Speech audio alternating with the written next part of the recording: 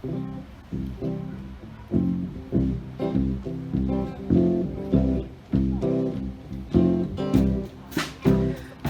have climbed highest mountains, I have run through the fields, only to be with you, only to be with you. I have run, I have climbed, I have scaled these city walls,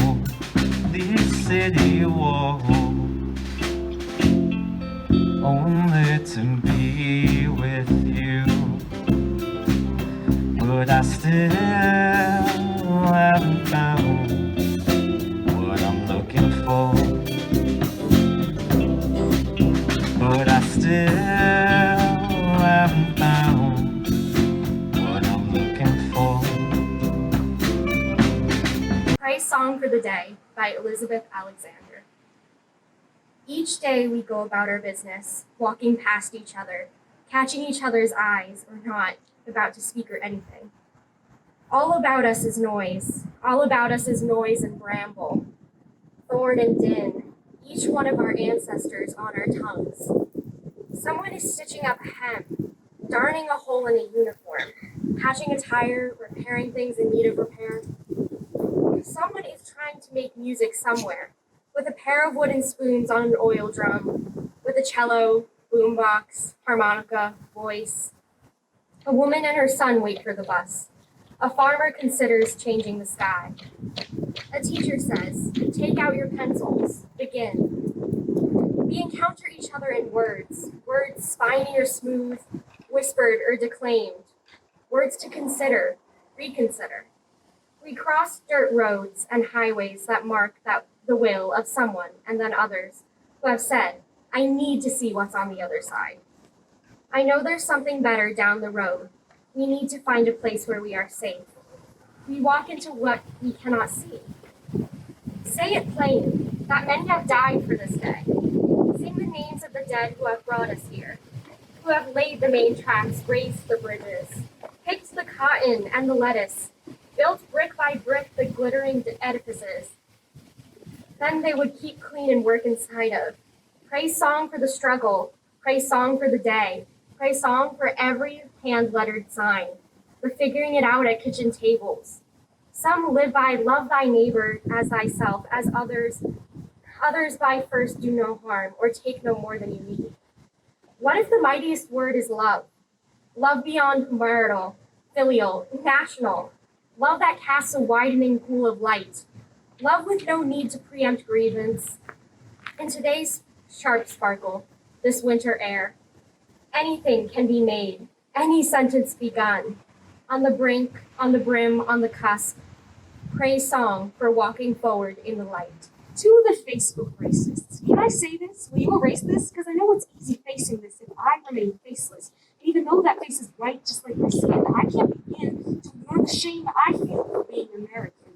Our founding fathers fought for freedom from a tear in this nation, screamed, "No taxation without representation, impatient, imbued with passion, and blessed with privilege," believing their oppression was unbearable to live with. Victorious leaders acted as idols to worship, erected giants of stone, marble statues, and perfect pictures of the victors who overcome their adversity while turning other human lives into currency. And currently, though the roles have shifted with the years, it appears that our leaders persevere as domineers like the centuries of tears turn a million blind ears to the faces of they foster the land of the fears, home of the chains, home of the blame, home of my shame that I live a life built on the backs of slaves. I bit the bullet of truth. It was ruthless, left me toothless. The painful punch of privilege made me feel ashamed and foolish, like how it didn't occur, how my skin saved me from murder, how my sister's pale complexion let me speak and people heard her. But the truth feeds the lies, and the lies twist the truth, paint history in white, spill blotches of black and blue, ignore the bruise, ignore the people living inside of the stain, but go down in history with whom never knowing their names, say their names. Remember the martyrs that spread the violence, and the artists, the innovators, the instigators, the silence, who were so afraid to shatter, perfect picture frame for clatter, as the streets echo with cries of Black Lives Matter.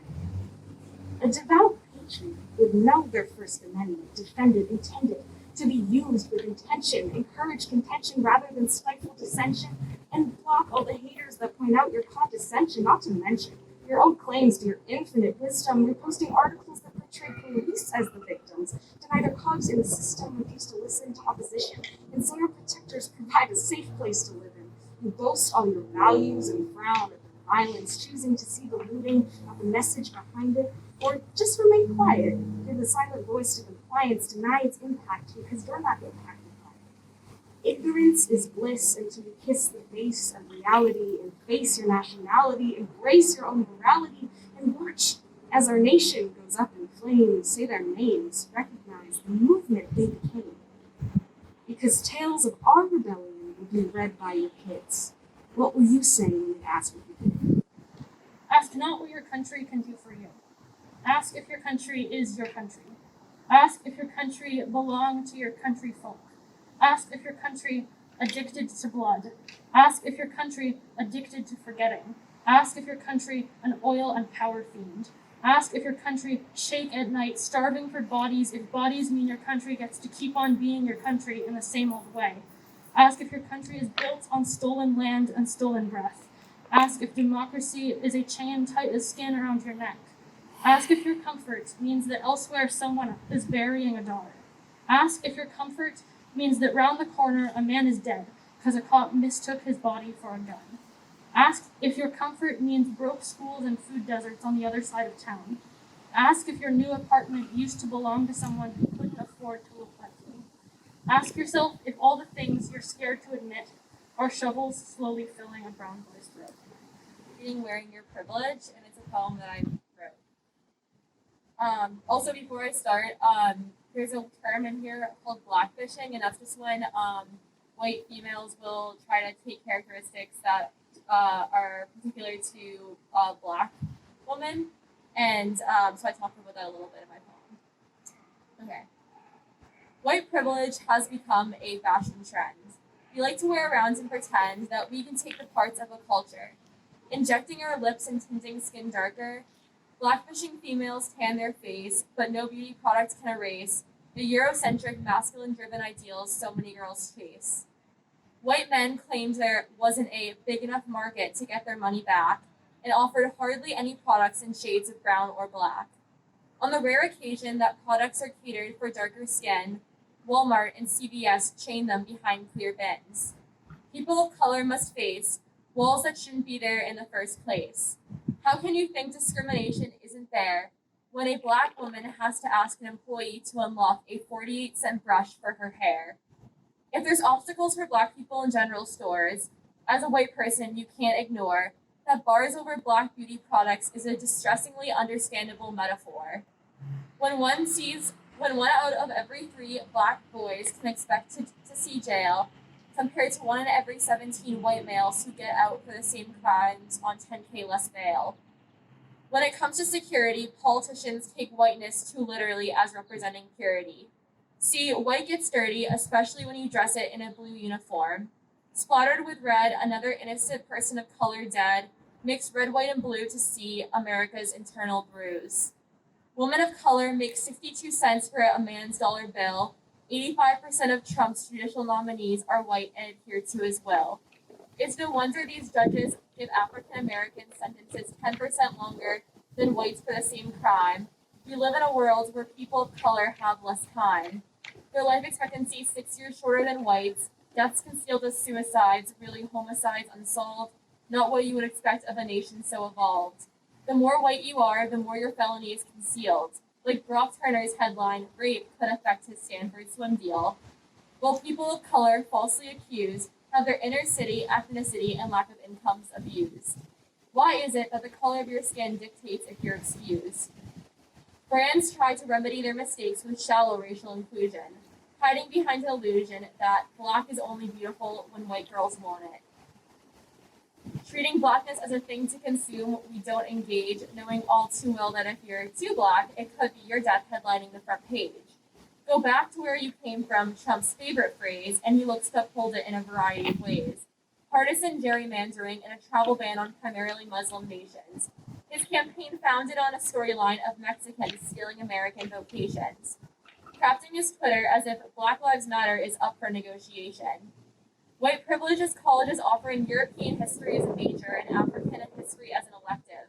It's the way I open a magazine and see people of my weight race widely reflective of a society wearing its prejudice on its sleeve. All men are created equal is the sales pitch of a nation that I no longer believe. I can do well in a challenging situation without being called a credit to my race. I can take a job with an affirmative action employer without having anyone suspect that I got it because of the color of my face. Blackface gets in a white school's yearbook, and I'll never presume to know what it's like for my life to be someone else's costume.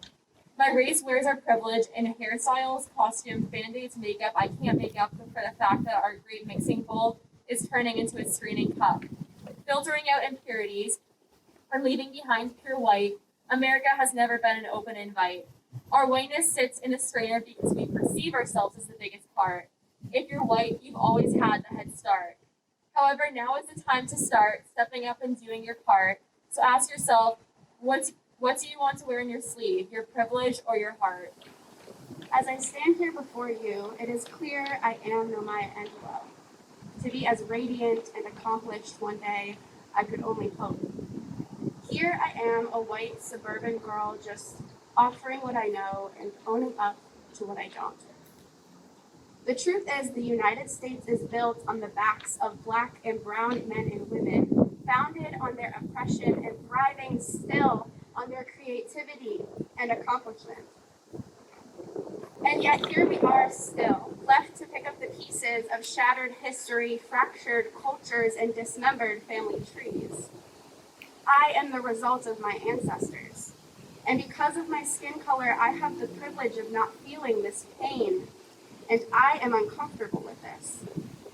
As Angela Davis so notably said, in a racist society, it is not enough to be non-racist. We must be anti-racist.